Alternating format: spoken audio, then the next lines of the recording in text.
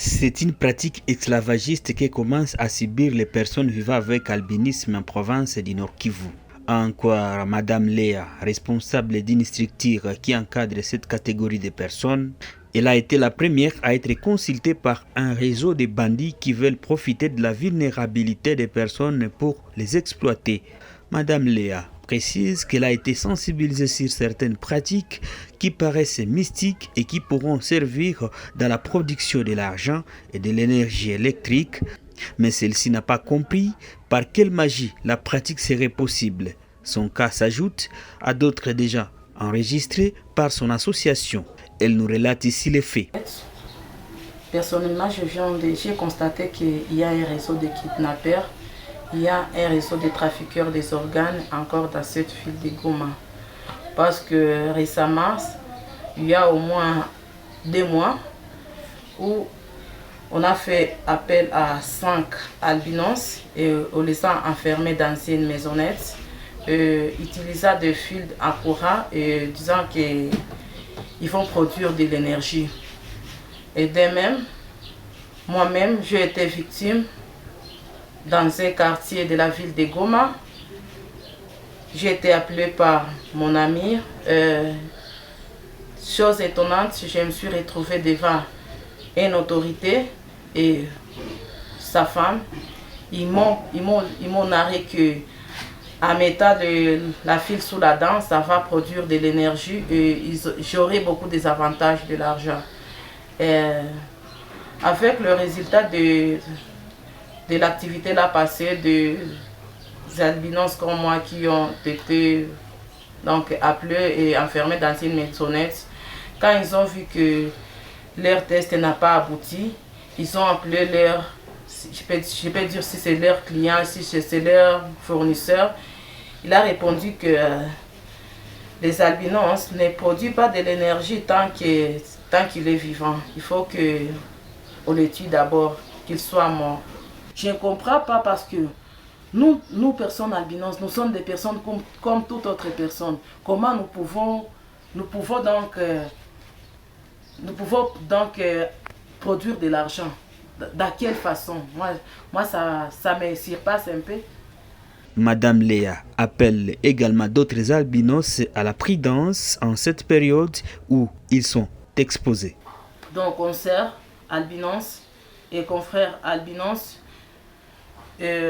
toutes les familles qui ont les enfants albinos, toutes les voisins des albinos, les amis qui courtoient les albinos, vraiment de vulgariser ces messages, de vulgariser ces messages partout où ils vont passer, partout dans leur quartier, dans des églises, partout là.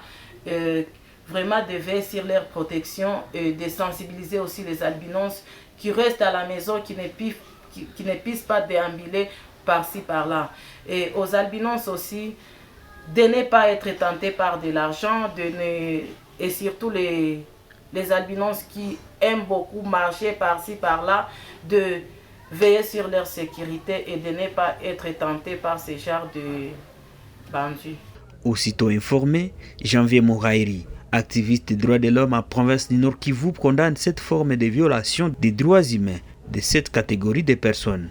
Tout en déplorant l'existence de ces réseaux, Janvier Mouraïri plaide pour l'implication de l'autorité pour décourager ces phénomènes. Et les informations reçues renseignent, même s'il faut creuser davantage pour comprendre que cela pourrait être un réseau qui partirait de Bukavu jusqu'à Goma et vice-versa. Et donc, on devrait faire attention, n'est-ce pas, en tant que personne vivant avec albinisme, par rapport à toutes les sollicitations qui peuvent venir d'ici et là, par des gens qui utilisent ou qui exploitent cette situation de pauvreté, de vulnérabilité de ces individus pour les attraper dans leur traquenard ou mieux les tendre des pièges.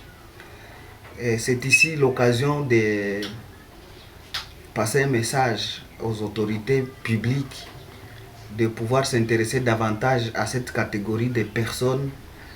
Ici, vous dire qu'un rapport de 2021, je crois produit par une experte indépendante des Nations Unies, avait renseigné que 22% d'albinos étaient victimes de discrimination dans leur propre ménage, dans leur propre maison. Et que plus de 60%, je crois 66% d'albinos étaient victimes de discrimination dans leur société, dans la société au sein de laquelle ils vivent. Donc c'est une situation un peu plus grave qui doit attirer l'attention de l'autorité publique. Nous sommes en guerre. Je lisais certaines informations en ligne des médias qui ont renseigné que les albinos dans les camps de déplacés, à Goma ici, sont également victimes. Il y en a qui ne peuvent pas aller étudier avec les autres, tout simplement parce que les autres enfants, ils ne comprennent pas que les albinos sont également des êtres humains et qu'ils doivent jouir de tous les droits humains, de tous les fondamentaux des droits humains comme tous les autres êtres humains. Et donc c'est une problématique qui doit intéresser toute la communauté, les autorités publiques en tête. La société doit comprendre aussi qu'on n'est pas albinos parce qu'on l'a voulu, mais c'est un handicap avec lequel on est. Et donc on a l'obligation humaine de nous accepter, de nous tolérer mutuellement.